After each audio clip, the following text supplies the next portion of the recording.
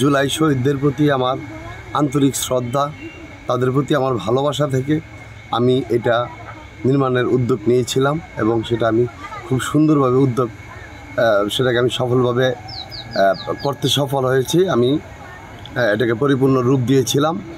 তো আজকে সকালে আমি এসে এটা দেখার পর আমি অত্যন্ত মর্মাহত। আমার মুখে এটার বলার কোনো ভাষা নাই যে এমন একটা কাজ, এমন একটা জঘন্য কাজ এই এলাকায় কেউ করে ফেলবে। এটা আসলে আমি খুব কষ্ট পাচ্ছি বিষয়টা। আমি আপনাদের সামনে কথা বলতে পারতেছি না, কারণ এটা আমার একটা আবেগের জায়গা ছিল।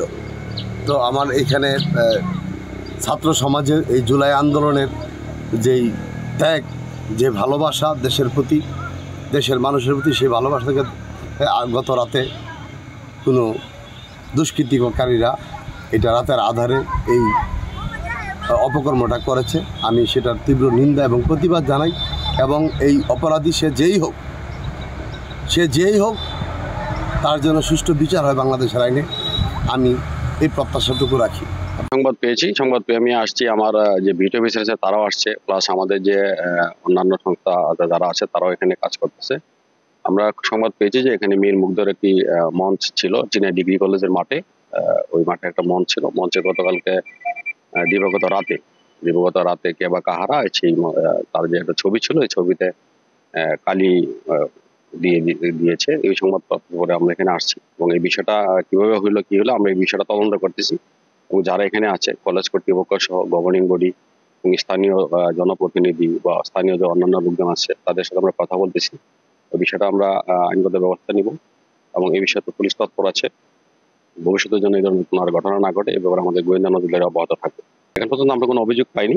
অভিযোগ পেলে আইনগত ব্যবস্থা নেওয়া হবে। পাশাপাশি আমরা আমাদের তৎপরতা বৃদ্ধি করব এবং যেন কোনো ঘটনা না ঘটে সেটা আমরা নিশ্চিত করব।